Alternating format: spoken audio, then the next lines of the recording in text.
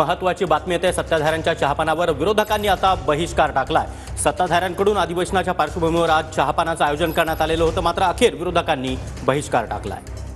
महाराष्ट्राची अधोगती झालेलीच आहे। महाराष्ट्र कर्जबाजारी झालेला आहे। महाराष्ट्रातील शेतकरी रोज आत्महत्या करतोय। महाराष्ट्रातील बेरोजगाराला रस्त्यावर नागळं फिरायची पाळी आताच आलेली आहे। उद्योगधंदे सर्वतः पूर्णतः उद्योग बाहेर पळाले। गुंतवणूक येत नाही आहे।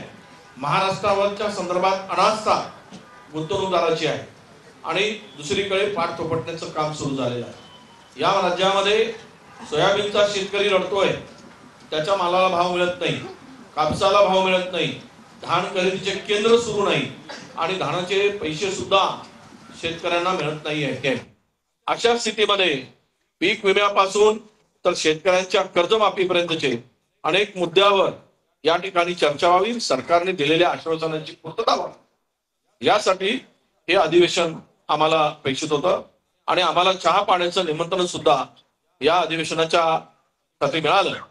आम्ही बहिष्कार घालण्याचा निर्णय घेत असताना कायदा सुव्यवस्था पूर्णतः उद्ध्वस्त झालेली आहे। एका सरपंचाला उचलून घेऊन गेला जातो, त्याचा खून केला जातो, त्यामध्ये राजकीय आरोपी असले जातात।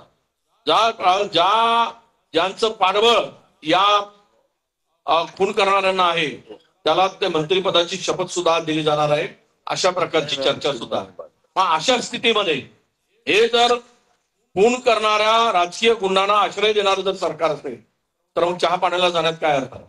महिलावर खुल्या अत्याचार होत आहेत, बलात्कार होत आहे, त्या संदर्भात गांभीर्य नाही आणि त्याच्याही पलीकडे जाऊन हे राज्य या संदर्भात चर्चा होत असताना या राज्यातील सामान्य माणूस, शेतकरी, शेतमजूर यांच्या हक्काचं संरक्षण करण्याची सरकारची भूमिका या अधिवेशनाच्या अल्पावधीमध्ये दिसून येत नाही आणि म्हणूनच आम्ही चहा पाण्यावर बहिष्कार घालण्याचा निर्णय घेतलेला आहे आणि हे अधिवेशन अधिक कालावधीसाठी चालवावं अशी सुद्धा मागणी आणि इच्छा आम्ही प्रदर्शित केलेली आहे। धन्यवाद।